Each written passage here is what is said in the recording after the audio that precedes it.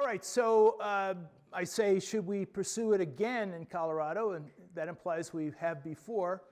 And in fact, we did have one nuclear power plant. It was the Fort Zane Vrain 330 megawatt HTGR, high temperature gas reactor.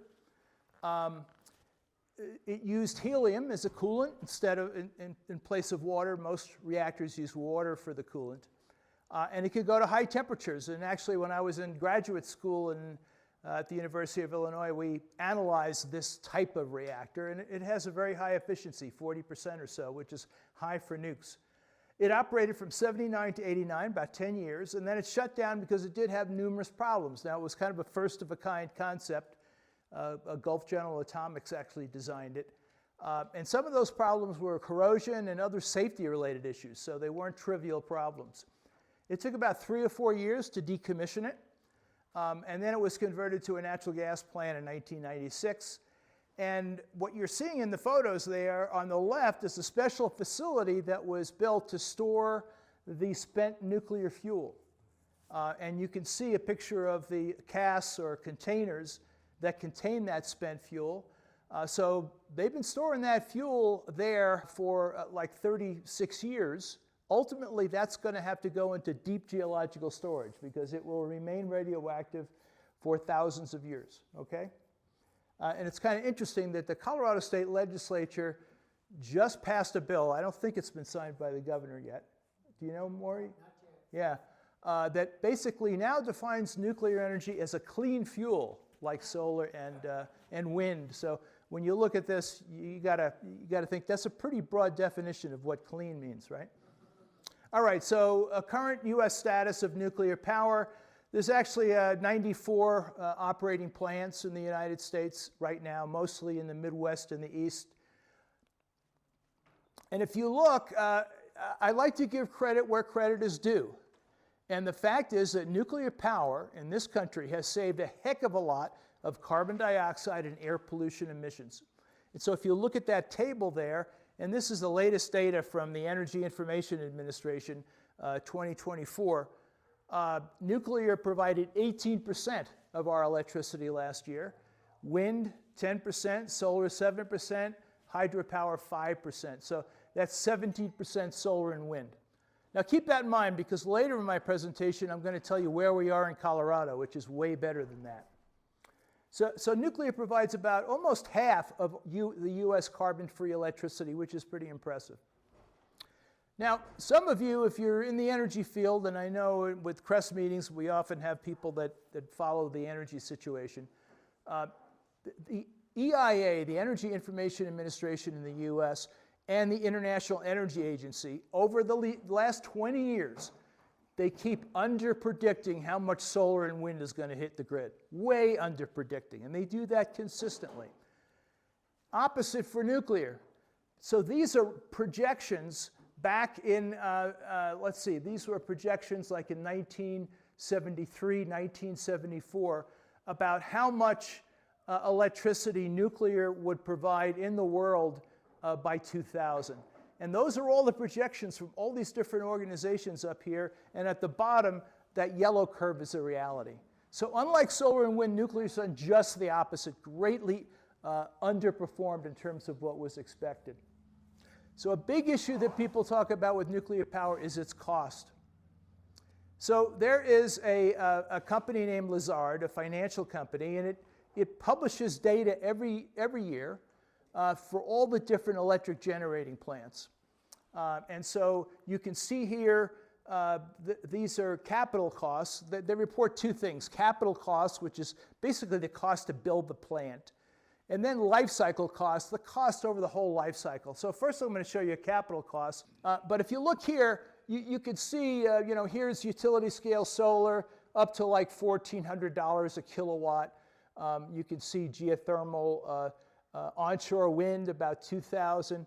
And here we are, 8,000 to 13,000 for nuclear. So in terms of the actual cost to build these plants, way higher than everything else. Now, we generally have not built much in the way of nuclear since the 1970s. But last year, 2 new plants became operational in Georgia, Vogtle Units 3 and 4. And this was the cost of them, $14,000. So again, very, very high capital cost. All right, here's the other cost. This is called levelized cost of energy or of electricity, if you want. And now this is in dollars per megawatt hour. This is a small screen. I'll try to read some of these things to you. I know you'll have trouble seeing these numbers, and I will make these slides available. But this accounts not only for the initial capital cost, but all the fuel costs and operation and maintenance costs over the life of the plant, all right? And the longer the plant runs, the lower its life cycle cost because it's producing more energy. So it takes these things into account.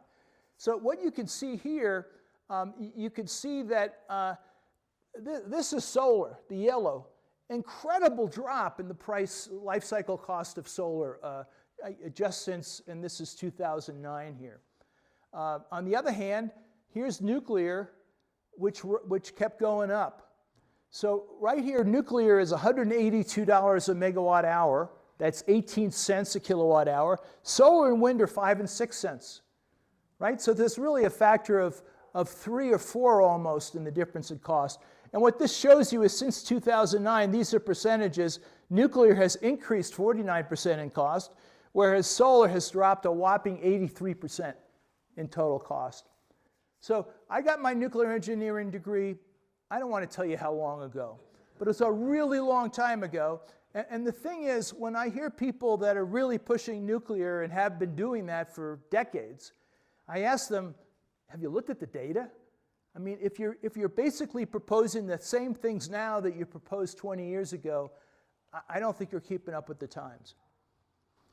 All right, now, the nuclear industry has complained, and they have a legitimate complaint, that when you have solar and wind, those are variable, and you need some way to make up for the fact that they're variable. They don't get what's called a capacity credit like nuclear does, because you can't depend on them all the time. And so they came up with a new plot. They started this last year, Lazard did in the annual report.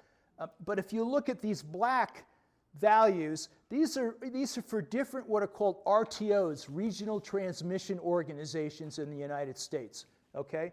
And so there's what, 5 of them here, I guess. Yeah, 5 of them. Probably the Southwest, the SPP here is the one that would be closest to where we are in Colorado. We're not a member of any of these RTOs. But in any case, the black would be the cost without firming, and then the tan up here gives you firming. And so it depends on where you are. In some cases, the firming costs are high. In other cases, they're low. But if I put Vogtle, the new nuclear power plant, on here, it would still be above all the renewables, even accounting for those firming costs, okay? Martin mentioned that I and my co-authors have this textbook on sustainable energy, and the 3rd edition came out in 2018. And this was a table we had in the nuclear chapter, and we talked about Vogtle's 3 and 4 coming up, and also Summer 3 and Summer 2 coming up in South Carolina, and those were canceled. And they were canceled after $9 billion were spent. So you got to realize, yeah, as you'll see, Vogtle came in way over budget and way behind schedule, but these other 2 plants even just got canceled because so much money was being spent. They couldn't keep spending good money after bad. All right, so this is an article about the Vogtle plants, which are now running. They are Westinghouse. They're called AP1000 plants. America's nuclear power revival arrives 7 years late and $17 billion over budget. Original budget for those plants was $14 billion. Final amount spent was $35 billion. Nuclear power plants have a tendency to have cost overruns. And this shows you all the different things and how big the cost overruns are. Now, what's interesting about this plot is everything has cost overruns. There isn't anything that gets finished before the scheduled time. But the best up there is solar power, 1% cost overrun. That's pretty darn good. Below that is energy transmission and wind power is at 13%. The third one from the bottom, nuclear power, 120%. Now, there is something worse than that, and it's the Olympic Games. So if you're planning any Olympic Games, you got to get ready for a cost overrun. Actually, the worst thing on there is nuclear storage. Trying to build something to store nuclear, and that they come in way over budget. So really, of the bottom three, two of them relate to nuclear power. And then decommissioning a plant can cost $1 billion. In some cases, take decades. Now, that one in Colorado only took 3 to 4 years, which isn't bad. But some of these really big plants, you're probably aware now, of course, they had several meltdowns in the Fukushima plant, and that was due to this external cause. They had a tsunami, basically.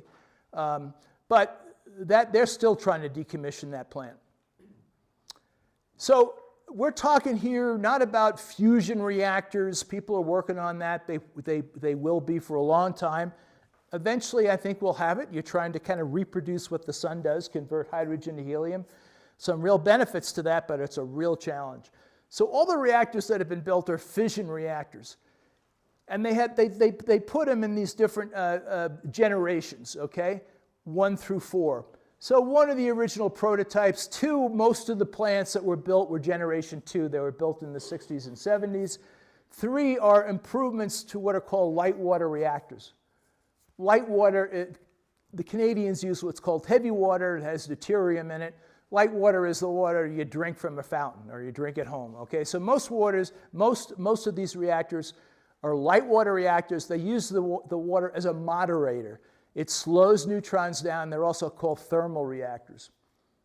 And so the example of 3, which are improvements to the existing light water reactors, would be Vogtle, okay? It has a more passive protection system if it shuts down, for example. And then 4 are all these different new reactors, advanced thermal reactors, and then fast breeder reactors. Now they're using fast neutrons, and they're generally kind of turning uranium into plutonium. So you're breeding new fuel. To take advantage of that, you have to have fuel reprocessing. We don't have that in the United States. So there are people pushing for that. When you look at breeder reactors, and I actually worked on the Clinch River liquid sodium breeder reactor. Liquid sodium was the coolant. In the late 70s.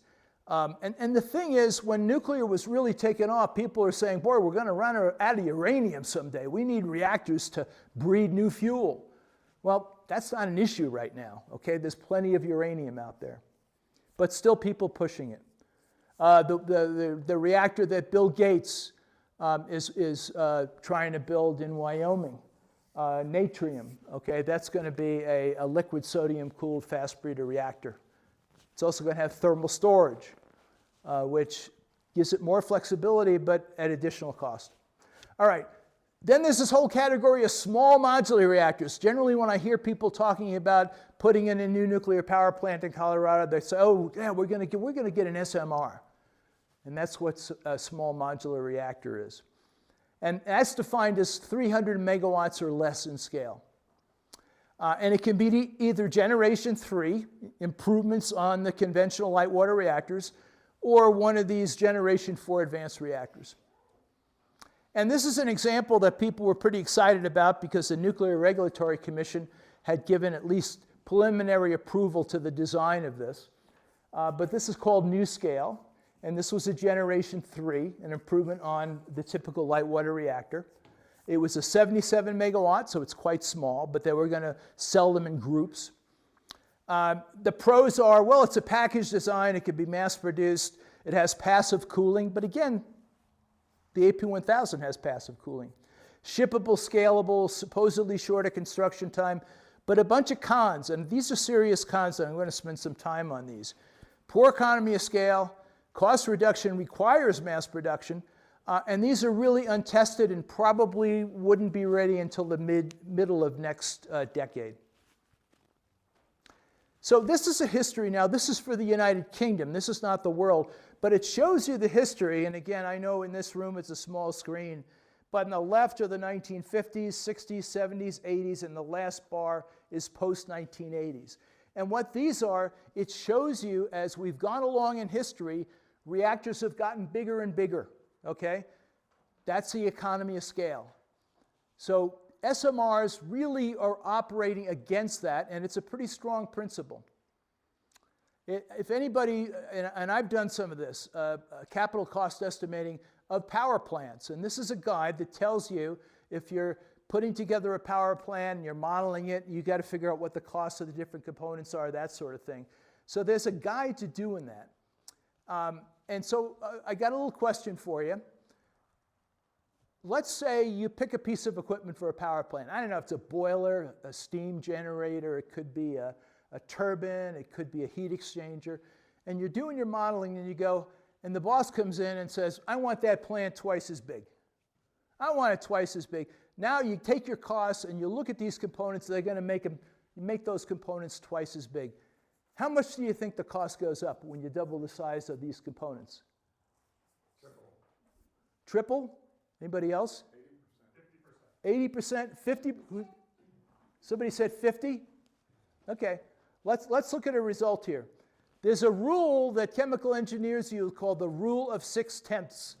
And so basically, when you look at a ratio of the new cost to the old cost, it's equal to the ratio of the new to the old size, not raised to the 1 power, which would mean it's always the same per unit, but to the 0.6 power. And so the person in the background won the contest. If you double the size of a piece of equipment and its cost goes up only 50%. All right? So in other words, there's a real advantage to economy of scale. All right? So size matters when it comes to nuclear power plants or power plants in general. Now, you'll hear that, oh, SMRs, they're going to be a lot cheaper than nuclear power plants. Yeah, they are, but you've got to understand we're talking 2 different costs here, right? A small reactor is going to be cheaper than a large reactor. Nobody's going to argue that. So it's easier if you're building a small reactor to get investors to come in and to get suppliers and whatever. But the cost that matters is not the cost to build the plant. It's the energy the plant delivers. It's the dollars per megawatt or dollars per megawatt hour. That determines ultimately what we as ratepayers pay. And so the problem is the energy cost goes down the bigger the plant is, and conversely, the smaller the plant, the higher the energy cost, the more the ratepayers have to pay. So if you look at SMR construction cost estimates, and these are, NuScale is on the left, X-Energy, which is a design similar to Fort St. Vrain, and then GE Hitachi have a BWR as a boiling water reactor. That's actually what Fukushima was. GE made boiling water reactors. Westinghouse made pressurized water reactors. In any case, what you can see is the closer they get to production, the higher the costs get. All right? So at the beginning, they're looking for investments. They're looking for government money. Oh, this thing is going to be cheap, right? But of course, as they go along, those costs escalate. And in the case of NuScale, I mean, they did really escalate a lot. So if you look here, if we go back to that levelized cost of energy, again, this is the energy cost of everything, over the life of the plant. There's Vogtle, remember, that came in at what was it, 14,000. There's NuScale, 20,000. Now, remember, that's what Vogtle was built at. This was the last estimate that NuScale had. So who knows what the ultimate cost would have been once they built it, okay? Now, you'll hear that, well, yeah, but these are little reactors, we're going to mass produce them in factories, and mass production is going to drive the cost down. And the problem is, that's really a chicken and the egg problem, isn't it? Because you need to sell them before you can justify mass producing them. How do you get over that hurdle? The other thing I want to point out, and I've seen some people bring this up, imagine if you did come up with this ideal small reactor and you make 1 million of them and you stick them all around the United States. And you're going along for a couple years, and then you find there's a real serious flaw in one of those things. Now, if you have a real serious flaw in a coal plant or a gas plant, you fix it. If it's a nuclear plant, and it's a safety issue, and you're near a crowded city, you shut that plant down. So if you have to shut all these plants down at once you discover an issue, so that to me, that's there's a risk there. So NuScale canceled its plant. It was going to be 6 of these 77 megawatt SMRs, but finally, they're an Oregon-based company. It was going to be built in Idaho, but it was a group of utilities in Utah that was going to buy the electricity from Idaho. And they basically said, enough, the cost has gone up too much, so they backed out. All right, so I covered the cost. Now I want to cover the deployment speed, which is another key issue with nuclear power. So this shows you that recent projects have seen delays and cost overruns, and this graph kind of shows both. And so you can see on the vertical axis, here the blue circles are the original estimates, and then the red is the final. And some of these, excuse me, the yellow is the final, but the red is sort of the latest if it's not finalized yet.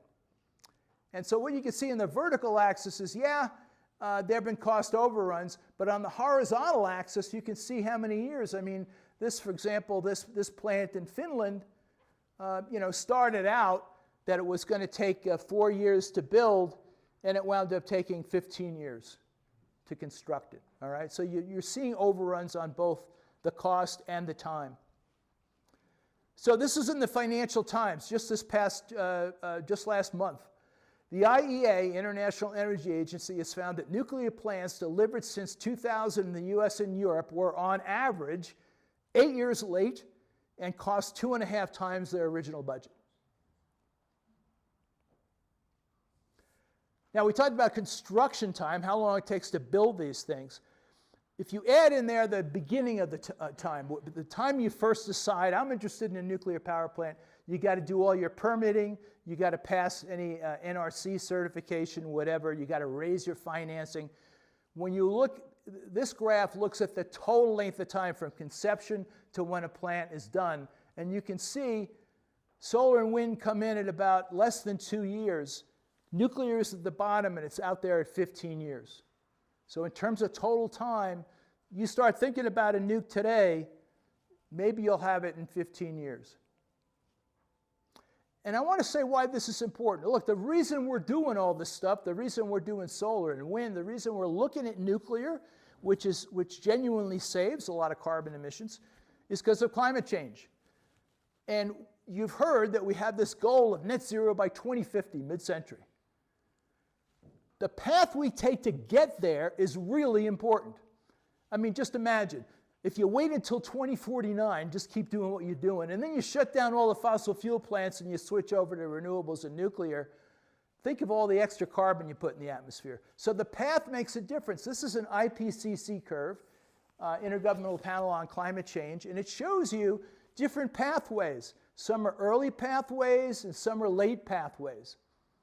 And if you convert those pathways to global temperature rise, if this is an early pathway that gets you up, right now we're about 1.5 degrees C, about 2.7 degrees Fahrenheit global average temperature rise. It's not average. I mean, it's varied a lot over the Earth, and so we're seeing really weird weather systems because the heating has been so non-uniform. But it's gone up about 1.5 degrees Celsius. Here's an early path. Late paths can get us way over 2 degrees Celsius. So the path we take matters, and so we got to act quickly. During the time it takes to construct a new nuclear power plant, tens of millions of tons of CO2 are being emitted that would have been avoided by building solar, wind, and batteries. So there's a real opportunity cost in putting all this effort into building a nuclear power plant. All right, the last thing I want to talk about is how a nuclear power plant fits into the electric grid.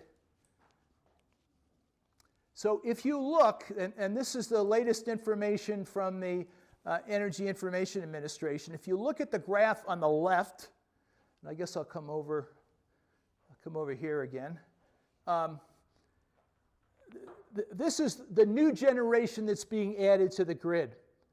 And you can see nuclear is flat, coal is flat, coal is coming down, natural gas and nuclear are flat. This is solar and wind, the green, renewables. It's growing like gangbusters, and battery storage is growing too. And now if you take the solar and wind, the renewables, and you move it over to here, you can see that, yeah, there's other renewables. There's some biomass, for example. There's hydropower. There's some geothermal. They're quite flat.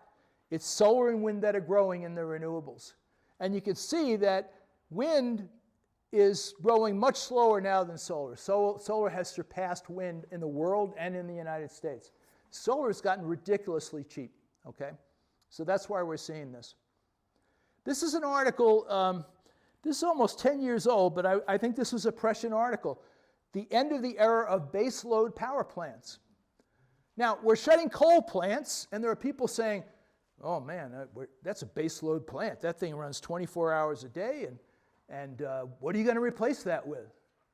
Well, you don't need to replace it with another baseload plant, is going to be my point. Let's look at a 20th century grid and the 21st century grid. This is a 20th century grid. You got hydropower, you know, it's about, what, a little over 1 million megawatts in the United States grid, and you have 400,000, 500,000. That's the minimum. So even at night, it's running that, all right? But you can have hydropower and nuclear, and these plants just are sitting there as baseload plants running flat out, all right? And then on top of that, you've got combustion turbines, you got some combined cycle natural gas plants, some oil, not much oil. Now look at the 21st century grid. This is going through one day. And you can see, yeah, you've got wind that varies, you got some natural gas, you got some hydro that you can control quite a bit, you got rooftop solar, and you got utility solar. It looks way different. Just because you have some constant base load in the US doesn't mean that constant running plants have to meet that base load. It can be a changing combination of different plants that do that. So really, base load is obsolete, and I'll explain a little bit more why that is. Think about if you build a nuclear plant that runs 24 hours a day, you sell the electricity really cheap at night. You're not getting a very good price on that electricity at night. Now, Colorado has really excellent solar and wind resources. And if you look at our mix, Xcel, which is the biggest utility, we're in the Xcel region right here, by the end of 2024, almost 50% of our electricity was solar and wind. Do you remember what the national average was in the US right now for solar and wind? 17%. 17%. So, I mean, Colorado is doing great. I mean, the real reason it's doing great, it's because of all the folks that pushed Amendment 37 a couple decades ago, right? And I see some of them sitting right here. We really got a jump start in the rest of the country with these renewable portfolio standards. But now, if you look at their plans, 2028, they're planning 82% solar and wind. 2030, 85% solar and wind. This is a grid. We're going to be living in a grid that's almost all powered by solar and wind. Now, one of the points I want to make, and I tried to limit the equations, but this is a pretty simple one. There's a thing called the capacity factor. And the capacity factor is how much annual electricity gets produced by a plant divided by how much it would have produced if it just ran at full power all year. The nuclear fleet, those 94 reactors in this country, have the record capacity factor. They're running at 92%. If you look at data, the closest thing you can find to that are geothermal power plants, which are about 65%. So no technology has a capacity factor as high as nuclear. Now that's good in the sense that it shows they've been very reliable, okay? Now let's say, okay, you say, I want to modulate this reactor because I have this variable solar and wind and I really want power that I can vary to fill in those gaps. So what happens if you modulate a nuclear power plant? Its capacity factor is going to drop. I mean, to turn it up, you got to be able to turn it down at times, right? So the average capacity factor is going to be lower. That means it produces less annual electricity for the same cost of the plant, and ultimately, your levelized cost of electricity is higher. So if you try to load follow with the nuclear plant, you got a plant that's already got record high costs, you're going to drive those costs up. In France, they've done nuclear load following, but as their grid becomes increasingly based on solar and wind, now they're really questioning whether they do that anymore. And so this is an MIT professor, a quote from him in an article. When it comes to nuclear reactors modulating, absolutely they can. Is it a good operating mode? No. Nuclear reactors are expensive machines to build, and as such, you want them to run always at 100% power. If a utility in this country builds a nuclear power plant, they want to get all the electricity they can out of it, okay? So let's look at what's going on in the grid. And I want to thank Dr. Ron Sinton, who's on our CREST policy committee, who's just done some outstanding analysis with his spreadsheets here. But right now, if you look at the Colorado grid, here the summer amount of solar is red, the blue is outside of the summer, and the black is annual. And what you can see, this is now how many hours you're curtailing it. In other words, let's say it's a spring afternoon, like today. There isn't much load on the grid. You got all this solar because it's a sunny day. You got to curtail it. You can't put more energy out on the grid that's going to be used or now that you can put into batteries, all right? So we're already curtailing solar many hours of the year. This is what we expect for 2030. A huge amount of curtailment. So, you know, this is a non-summer on the top, summer on the bottom, and that's the annual, the black. Lots of curtailment. Now, you'd say, well, it's terrible, we're curtailing it. Well, the fact is solar has gotten so cheap, your optimum, you can avoid storage by overbuilding solar and wind and curtailing them at times. But think about what happens if you now bring a nuclear power plant on the grid. What's going to happen on a spring afternoon? Now, this nuclear power plant, it's running 24 hours a day. It's putting electricity out there. They're not going to want to cut it back. You're going to increase solar curtailment. You've already invested money in this solar, and now you've got to shut it down because, oh, you got to let this new base load nuclear power plant put energy on the grid. So the grid modelers think we're going to get to maybe 90% solar and wind, and that last 10% or so is going to be difficult. And one of the reasons is you can get a period, and this is an example in Germany, where they had a week of weather where it was both cloudy or stormy and very little wind. Probably not stormy, or there would have been wind. So you have, they call this Dunkelflaute, and Martin, I'm probably mispronouncing that, not close enough, okay. And it basically means dark doldrums, okay? And so you can have these periods of dark doldrums, and you know, your solar and wind can drop out. You got to do something about that. So I just want to show you, okay, let's see. Oh, I forgot, I have a slide here showing you the ways you might address this. Now, in Denver, Xcel has sort of determined it's pretty rare to have these dark doldrums last more than 4 days. There might still be times that do that, and you better be prepared for it, but they're kind of planning on that. What can you have? You could have long-duration electricity storage. You could have pumped hydro. You know, there's a plant above Georgetown you may be aware of. We could have more of that. There's a 4-day, an iron-air battery that Xcel is testing down in Pueblo. Form Energy makes it. We don't have any results yet, but they claim they can store electricity for 4 days. We could have more of those. Expand the transmission. Look, you're not going to get, we got a big country, all right? You're not going to get a time when you have no solar and wind for 4 days over the whole country. And so if we can move electricity around better, that helps. But finally, and this is what Xcel is looking at, you have some sort of fuel that you store. What they're looking, you store natural gas underground. You could eventually go to green hydrogen, perhaps. And basically, what you want to do is just burn that fuel just during those short periods. You don't really care if the fuel's expensive because you're not burning that much of it. And people will argue, even from a climate change standpoint, well, you're not really burning natural gas very often. You're not putting that much CO2 in the atmosphere. I think we want to replace it eventually, but that is true. So basically, you don't care about the fuel cost. Nuclear has a very low fuel cost. What you do care about is the cost of the power plant. You can't afford to build an expensive power plant and have it sit idle most of the year. So this is a poor fit for nuclear power to do this. And I want to give an example. What happens if you have these dark doldrums? Let's say, for the sake of argument, let's say we get nuclear power in 10 years on the Colorado grid. That would be pretty ambitious.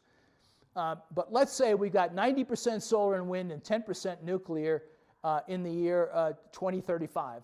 All right, so that's the 90% solar and wind. There's the 10% nuclear. Now we got a Dunkelflaute. We got 4 days. Darn, clouds, no wind. What are we going to do? Okay, this is what we have.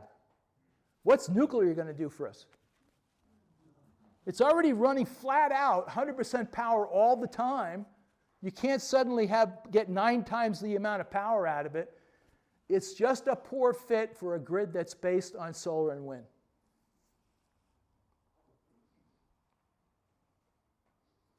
The last thing I want to say is a lot of people are saying, hey, data centers. There's a lot of talk about data centers for AI, cryptocurrency, God help us. But these data centers, they use lots of servers, they use a lot of computer time, they take a lot of electricity, and they run 24 hours a day, right? They build these things, they're just running 24 hours a day. Isn't that great for nuclear power? Now, here's my personal opinion. If you have existing nuclear power plants somewhere, and they're about to shut down, and you're building a data center, from a climate change standpoint, I think it can make sense to keep that nuclear power plant running to power that data center. That would be a good fit. Building new nuclear power plants is a different story, however. Now, there is a study that just came out. It's not really peer-reviewed yet, but it's an interesting study, and the authors are pretty well respected. And what they're arguing, and it remains to be seen how realistic this is, they're saying if you locate data centers in the Southwest where you have lots of sun, they have scenarios where they can be like 90% solar and wind and 10% natural gas, really limiting the amount of natural gas used. And when they looked at what areas were the best, West Texas was number 1, and Colorado was actually number 2. So that is an alternative that could be considered. All right, so should Colorado pursue nuclear power again? I think you know my answer, at least my opinion. No, for 3 main reasons. It's too expensive and very risky, as we've seen. It's too slow to deploy. To address climate change, we just can't afford to be spending money on something that's not not saving carbon dioxide emissions immediately. And it's the wrong type of plant for a renewable energy-based grid. It's too expensive to sit idle all the time, and it can't modulate, and so it can't make up for the times when solar and wind need some help. So that's kind of a whirlwind tour of nuclear and the reasons I would argue, particularly in our state, we have so much solar and wind that trying to add nuclear doesn't make sense. And I'll put in a shameless plug here, but we're coming out with the 4th edition of our textbook. And so it has a chapter on nuclear. It should be out in time, hopefully in time for the fall semester, but you could consider asking your library to buy a copy of this, and you'd be able to read the nuclear chapter. So.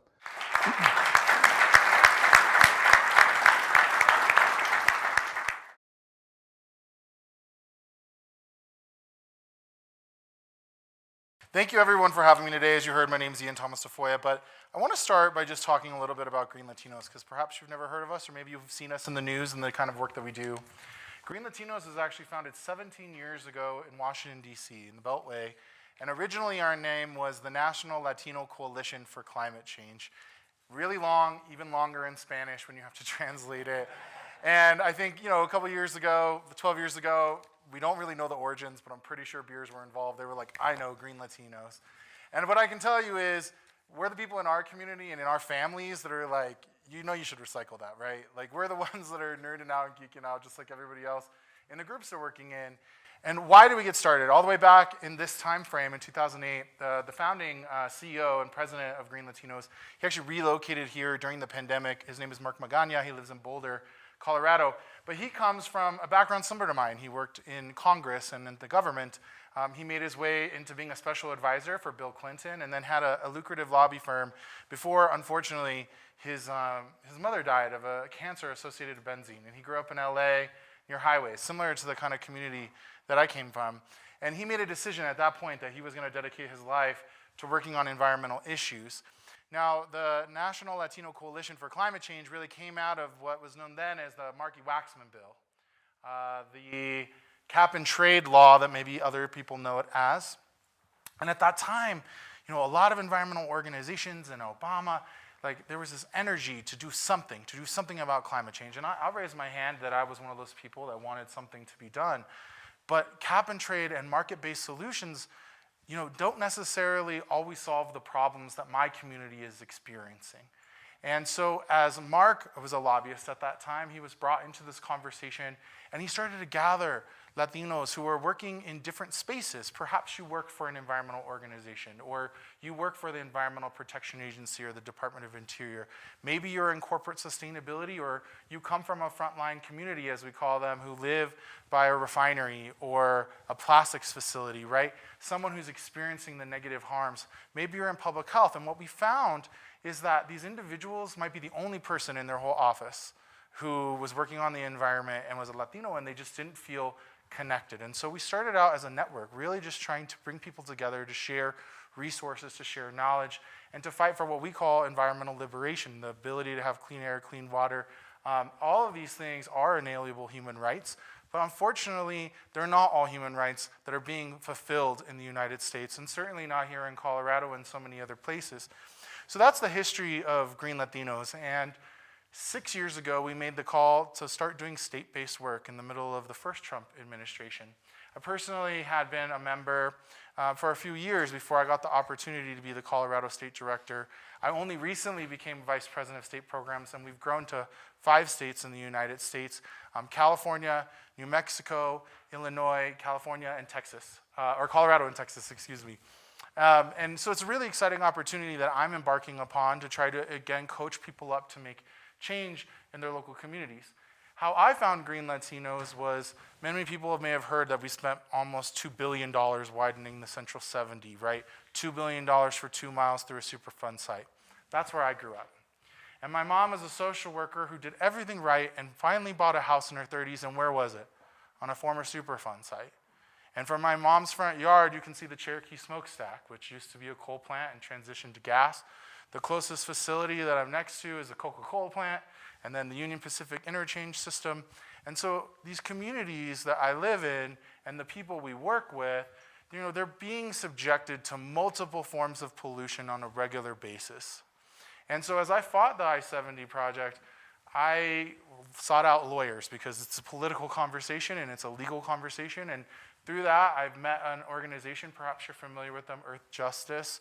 When the Earth needs a lawyer, they will show up for you. But they've more recently, and since the time I've been involved for the last 10 years, have been investing in helping environmental justice communities fight back for what's good for them. And so they actually brought me to Washington, D.C. to testify for the very first time at the Environmental Protection Agency around Suncor and chemical disasters. Implications, right? We don't know in these communities even what's coming out of a smokestack, let enough to know what to do if something goes wrong. That's equally true about nuclear. These corporations are not doing their part to reach community, to translate into the languages that we speak. It's just simply not happening. And so I got involved as a member, and why? Because we're so lucky here in Colorado to have so many federal agencies who are present in our community, civil servants who are working with us. And at the time before COVID, we didn't even have public comment opportunities that were virtual, right? This is something that we really, I think, we cannot take for granted that Trump's administration or others may roll these opportunities for us to participate back. Before, it was only if you could be there between 9 and 2 in the afternoon on a Thursday was your voice going to be heard. And so we were always outmatched, both by retired individuals who have opportunity to be there, but by people who are being paid by their industries to be there to voice their community, what they want for their community and their industry. And so, Green Latinos, we work on all sorts of issues. from water to energy justice. We work at the Public Utilities Commission. I have a staff that works here in Colorado on a lot of issues, and we certainly welcome this developing partnership with the Colorado Renewable Energy Society. I want to say that very clearly. And we're in the midst right now of a statewide Take on Toxics tour. We've been doing this for 5 years. We've been to all 64 counties in Colorado, meeting in groups just like this, in churches and coffee houses with small business associations. And what I can tell you is the people of Colorado are hungry politically for solutions. And it doesn't matter if you're a Republican. I've ridden horseback with Republicans in Westcliff, and they want solar panels too. They just want to know how I'm going to afford them, right? These communities in rural Colorado are saying, if we don't have a charger, we're going to miss out on the economic development because no one's going to come to us on their tourism if we're not able to charge their vehicle along the way. So I want you to know, like, that overarching conversation is happening. Okay, so I laid the groundwork for Green Latinos. I want to talk just a little bit about this nuclear issue that is before us and a bill that you heard about earlier, 1040, which was defining nuclear as clean energy. I couldn't have this conversation with nuclear without taking it all the way back to the beginning of the century and the development of war machines. And then what that impact has been for tribal nations and for communities and Hispanic communities in New Mexico. In my new role with Green Latinos, I just returned from what they call the Roundhouse. It's the state capital of New Mexico. And there were Pueblo United Tribes who are saying we are still feeling the impact of legacy mining pollution. Navajo tribes who are still feeling the impact of this pollution. The Ute Mountain tribe who's storing and dealing with these legacy pollution. If you go look at the facility they were talking about in Platteville, where this now gas power plant's running, if you look at the demographics in that community, these are Hispanic Latino communities that are near the power plants in Colorado and across the Southwest. And so the tribal nations still to this day are fighting back to get the pollution cleaned up. And in environmental justice, whether we're talking about carbon capture, hydrogen, so much of what I hear from my community, and I think people will get this if you're a parent, why would you give them a new toy if they're not taking care of the one they got? All right? And it comes down to enforcement. And you'll hear this all the time. You hear this from our state senators on a regular basis. We have the strongest regulations in the country. We're leading the globe on the regulations. Well, regulations do not mean anything if they're not enforced. And in whose communities are they enforced in? This is where we've seen a drastic impact to these cuts in recent days to the Environmental Protection Agency as just one agency as an example. These are people who we've robustly brought in to do more random enforcement actions, to have environmental justice within the Department of Justice, and actually holding corporations accountable for what harm they're doing to our community.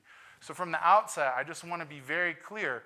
You will hear from environmental justice communities that we understand that there's a possibility that these engineered solutions could solve problems.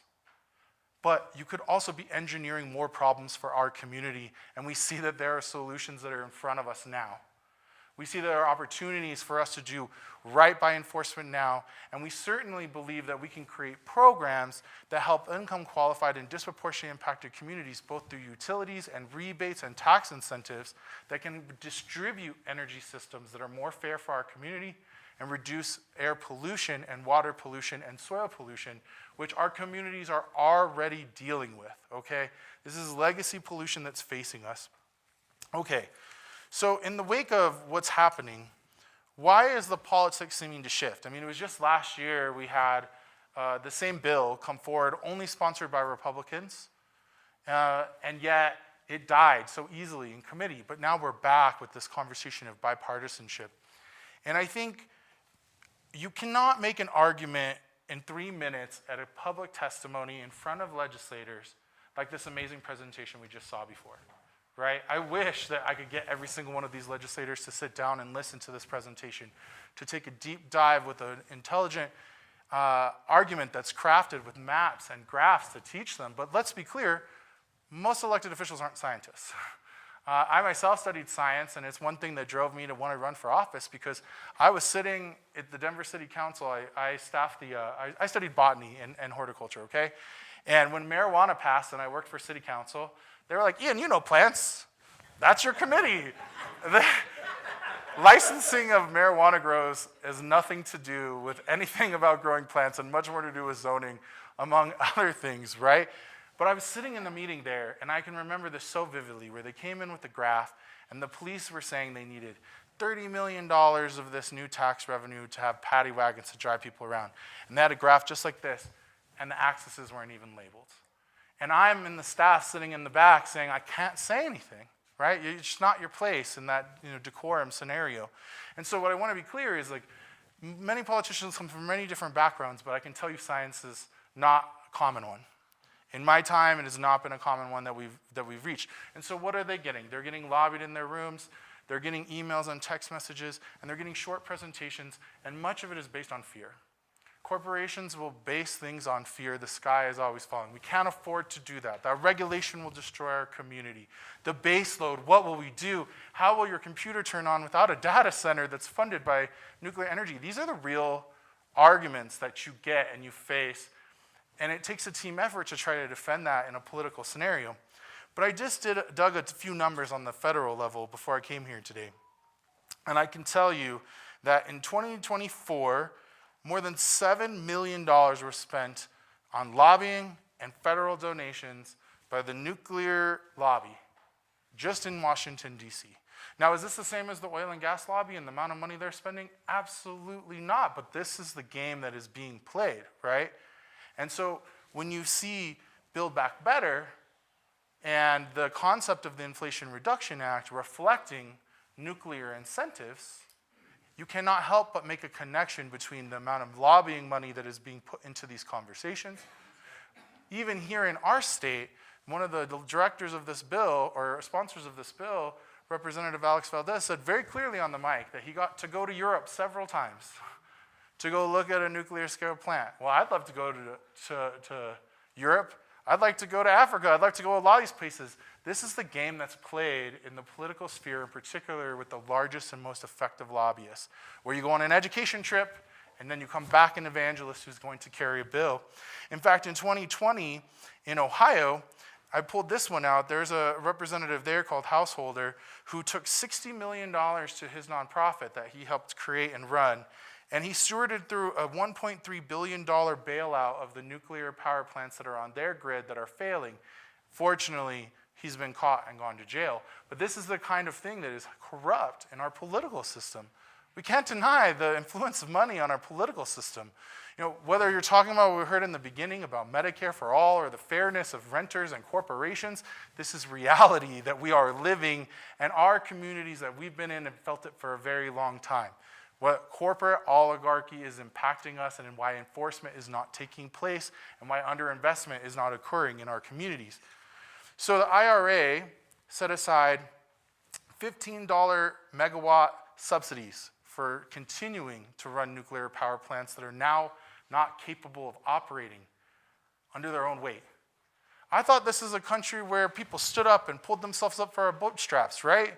No, it's a country of subsidies for those that have the power to influence it. Now, only $700 million was put into the SMR program, which I will be quite frank, is rather small when you consider how far the NuScale project went out of whack for then spending.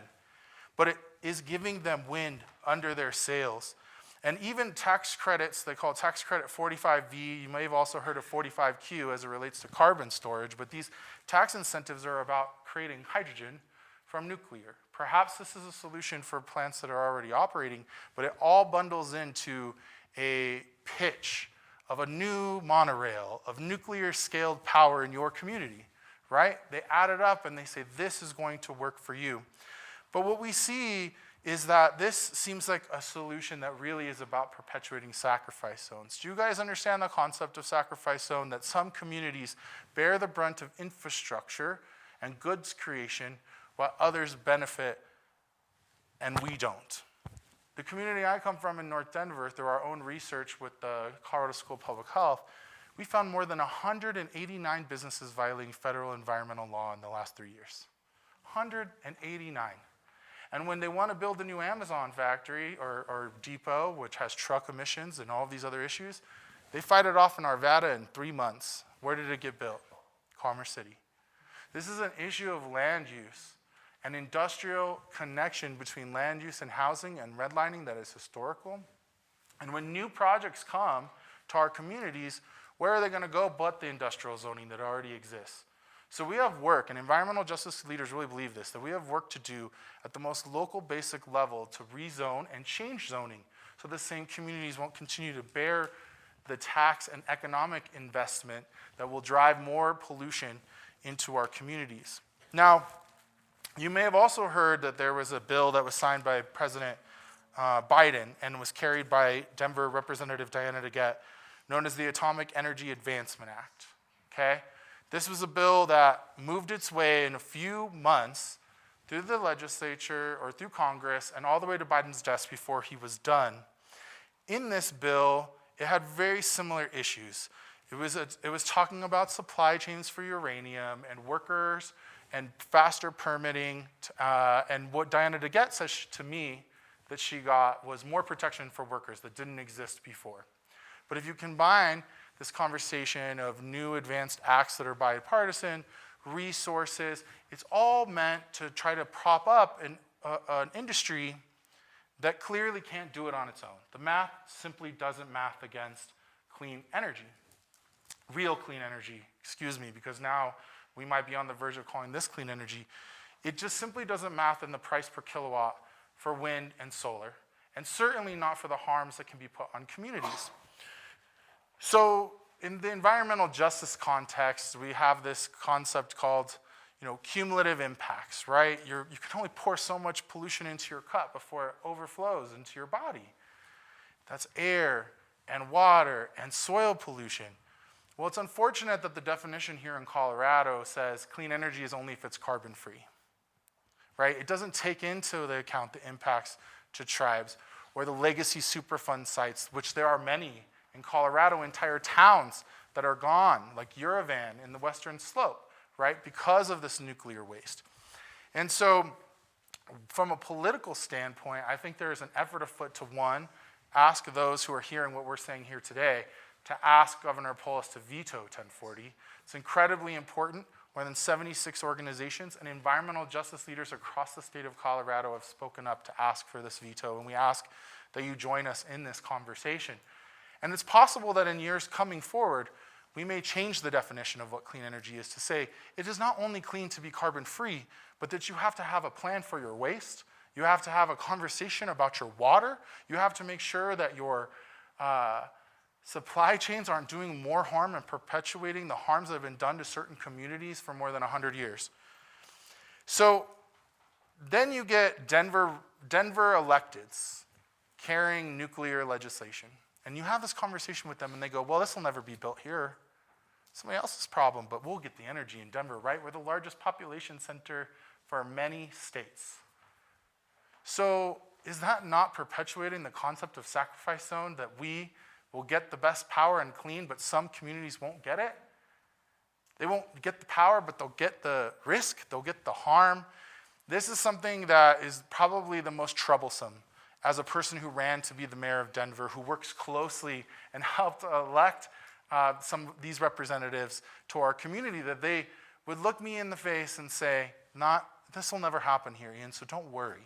As though we only should worry about our neighbors that are next door instead of our entire society. I think rugged individualism is a broken part of our society and is only applied when some people want to profit or don't want to acknowledge what's really happening to them. So I want to touch for a second, and then I'm getting close to finishing myself, about just transition. And what does a just transition mean? One thing I want to talk about is certainly remediation is a piece of just transition that has to take place. And as those of you who are all here working on clean energy projects, and we want to shut down coal, we want to shut down the gas plant that my mom can see from her front door, we need to make sure that we are fully remediating these sites. That we don't just say, oh, we won, when all of a sudden we took it off the grid, but it still remains in a community and it can still go into their water. So full remediation is one that's super important. Another is austerity. This is the biggest issue and why politically small nuclear reactors as a monorail solution, and I say monorail like from The Simpsons, okay, in case you don't get that reference. It's a snake oil salesman who comes to you and says this $1 billion project that becomes $4 billion project, that becomes $10 billion project is going to solve all your problems for you. What are they facing in Pueblo?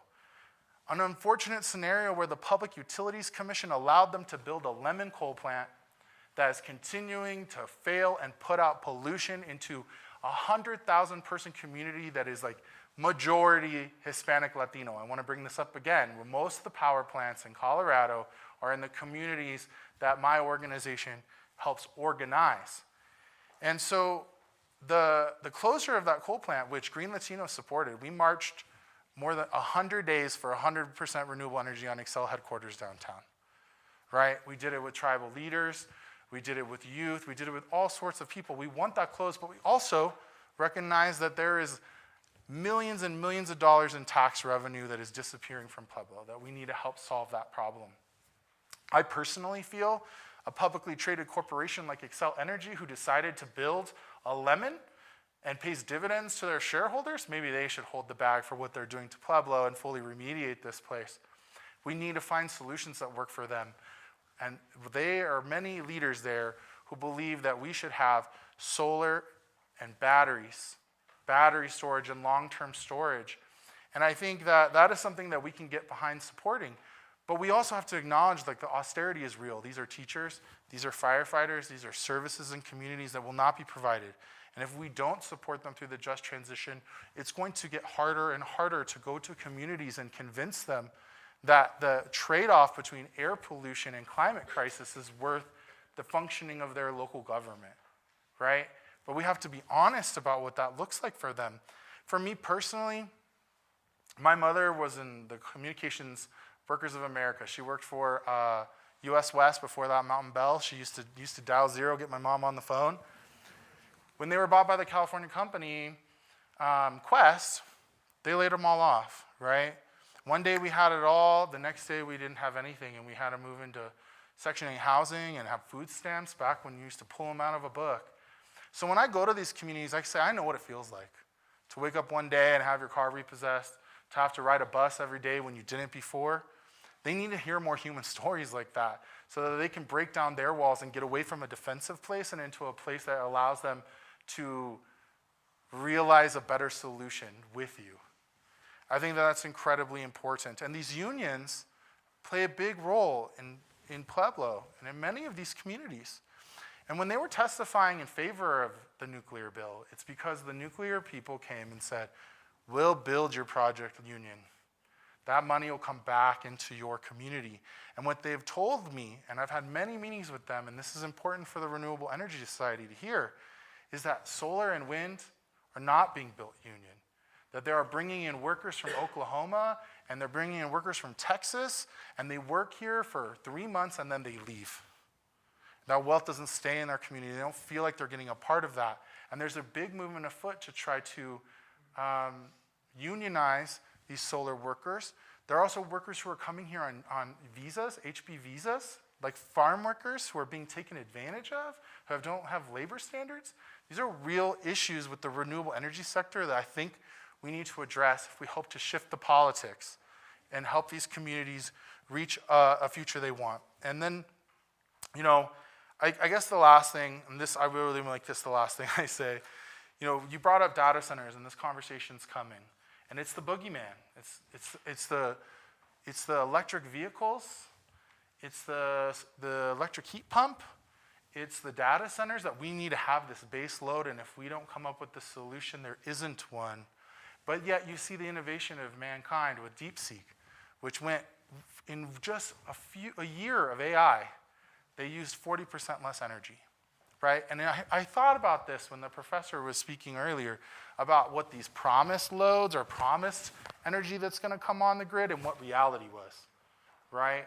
And I think that when you're in a sales pitch and when you're in politics, which is a sales pitch, we are facing a considerable amount of disinformation about what is possible and not possible, right? It is impossible for us to have a clean grid. It's impossible for Pueblo to get off coal. It's impossible for North Denver to ever breathe clean air. We cannot buy into that rhetoric. We have to tell a longer narrative and show examples of what is possible. And I believe what is possible is distributed energy grids that are more affordable for others. And we don't have to buy into these broken political pitches in order to achieve that. So I welcome questions with the professor here, and Green Latinos welcomes all of you as a partner. I will say lastly, you don't have to be Latino to be a member of Green Latinos. You just have to believe in what our mission is, which is to liberate our communities from the pollution we're bearing. Think of us like the NAACP. You don't have to be black to be a member of their organization. You just have to believe in equality of people. Thank you.